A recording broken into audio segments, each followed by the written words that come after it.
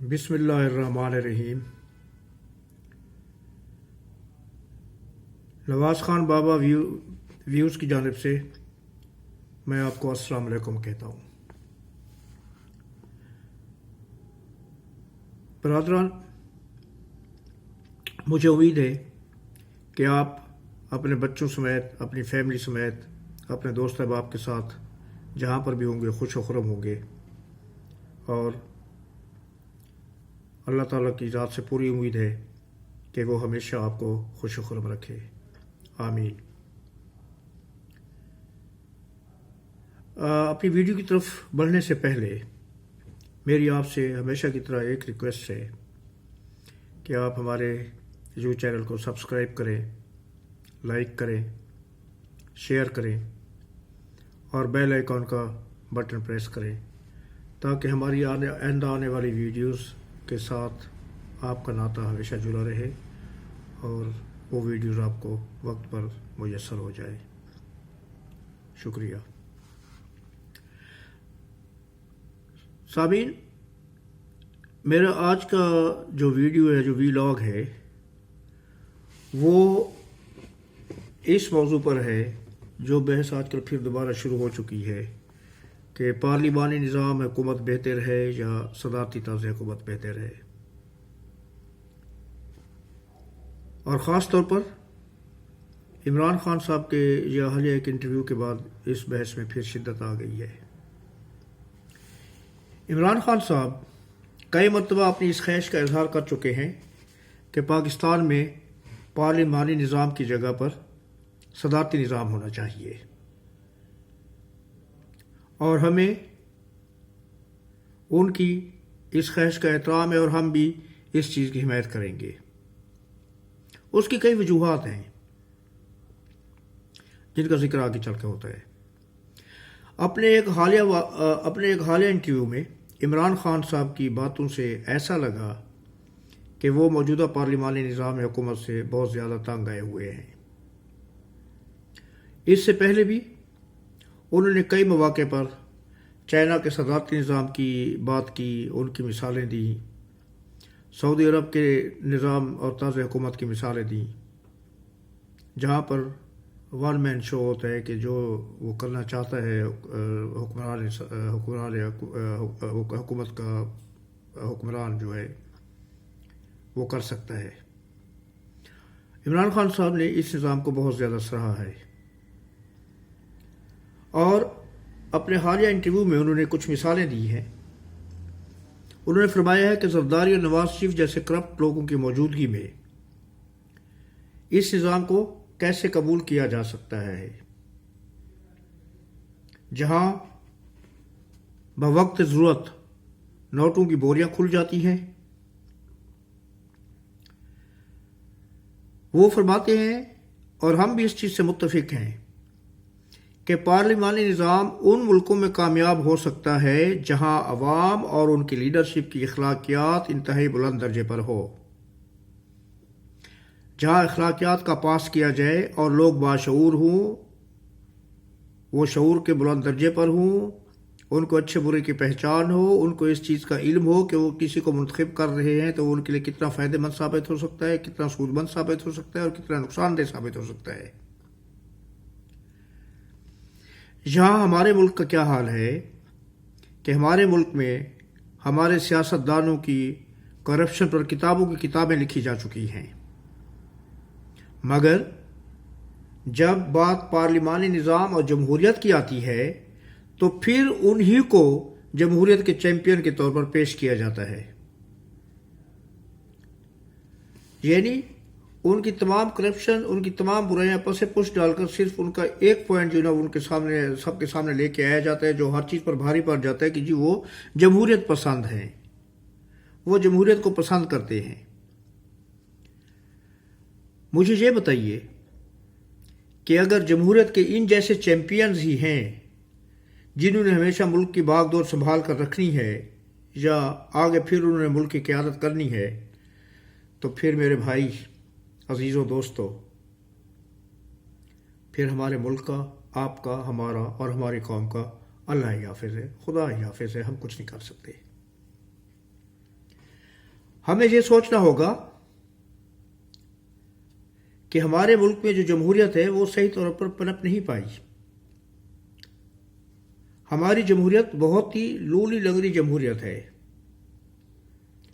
اگر جمہوریت کی رینکنگ کہیں پر کی جاتی تو میرے خیال میں پاکستان کے جمہوری نظام کو 100 میں سے 5 نمبر ملیں گے،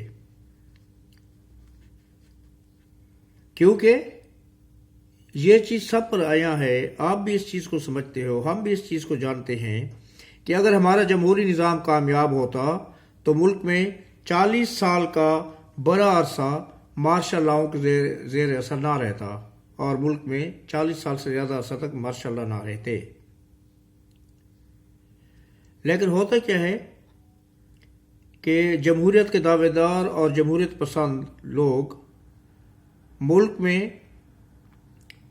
اس وقت کو جس میں مارشل لا رہا ہے اس کو الزام دیتے ہیں کہ مارشل لا کی وجہ سے ملک میں کچھ نہیں کرنے دیا گیا. اگر اس دلیل کو بھی مان لیا جائے کہ مارشل لا کے ادوار میں ملک میں کوئی ترقی نہیں ہوئی، یہ میں نہیں کہہ رہا، میں یہ کہہ رہا ہوں کہ اگر ان حضرات کی اس دلیل کو مان لیا جائے کہ مارشل لا کے دور میں ملک کو ترقی نہیں ہوئی، ملک بہت پیچھے چلا گیا، تو بھائی کوئی یہ بھی تو بتائے کہ باقی کے 35 سال جو تھے، وہ باقی کے 35 سال جس میں ملک میں جمہوریت تھی، اس میں آپ لوگوں نے دودھ کی کون سی نہریں بہا دی؟ اس دور میں کیا اس ملک میں شہد اور دودھ کی نہریں بہتی رہی ہے جو عوام اس سے مستفید ہوتے رہے ہیں؟ ہمارے ملک نے کون سی ترقی کر لی؟ ہمیں کوئی ایک تو ایسی مثال دیں کہ جس پر ملک اور قوم کو فخر ہو کہ یہ ہماری جمہوریت کا کارنامہ ہے، اور ہمارے جمہوری نظام کی بدولت، ہمارے جمہوریت پسندوں کی بدولت ہمارا ملک ترقی کے اس راستے پر چل پڑا ہے. میں کئی مثالوں کی بات نہیں کر رہا، میں صرف ایک مثال چاہ رہا ہوں کہ کوئی ایک مثال تو ایسی دے دیجئے، لیکن نہیں. میرا ذاتی خیال ہے، اور شاید آپ لوگ بھی اس چیز سے متفق ہوں گے، اتفاق کریں گے، کہ میرے ملک میں جتنی ترقی ہوئی ہے وہ 35 سال کے جمہوریت کے 35 سال کے مقابلے میں مارشل لا کے دور میں ہوئی ہے. 35 سال کا جو جمہوری دور تھا اس کے مقابلے میں مارشل لا کا جو 40 سال سے زیادہ کا عرصہ رہا ہے اس میں ملک کو زیادہ ترقی دی گئی، زیادہ ترقی ہوئی، ملک میں زیادہ خوشحالی ہوئی، عوام خوشحال ہوئے. مگر اس کا یہ مطلب نہیں ہے کہ ہم اس ملک کو مارشل لا کے نظر کر دیں اور ہمیشہ اس کے اوپر کسی ڈکٹیٹر عامر یا مارشل لا کا سایہ رہے. ہاں یہ ضرور ہے کہ اس نظام کو بدلنے کی کوشش کی جائے، جو نظام ہمارے ملک کو دیمک کی طرح کھایا جا رہا ہے، تو اس کے لیے پھر وہی صدارتی نظام کا نام آتا ہے.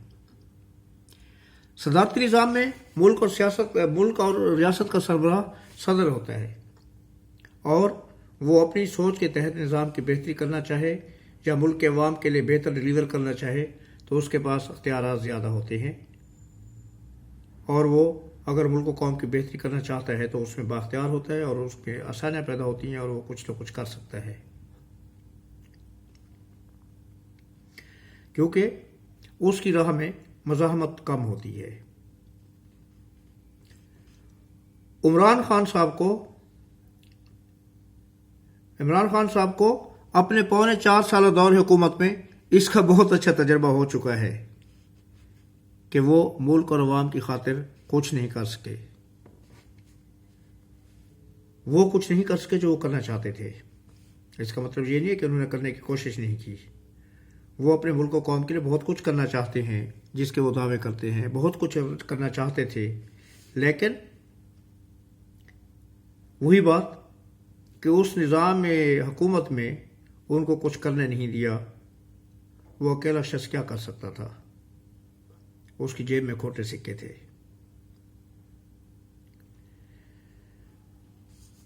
اگر وہ اپنے ملک و قوم کے لیے کچھ نہیں کر سکے تو اس کا مطلب یہ نہیں، اور نہ ہی اس کی یہ وجہ ہے کہ وہ بھی دوسرے سیاستدانوں کی طرح وقت گزار رہے تھے، بلکہ اس کی وجہ پارلیمانی نظام کی وہ رکاوٹیں تھیں جو جگہ جگہ پر ان کی راہ کی رکاوٹ بنتی رہیں.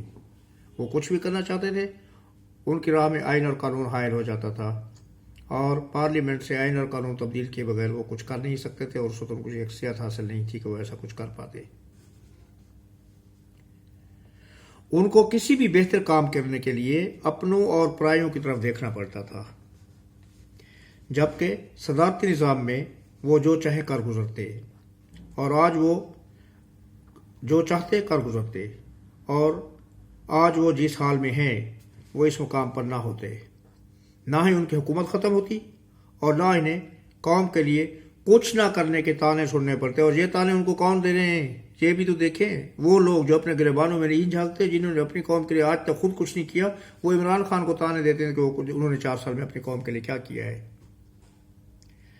तो इन चीज़ों के पेश नज़र अगर वो सदारती निज़ाम की तायीद करते हैं तो हमें भी इस मुतालबे में उनका साथ देना चाहिए ताकि वो मुल्क और कौम को आगे बढ़ा सके और दुनिया में पाकिस्तान को एक अलग और बुलंद मुकाम दिला सके।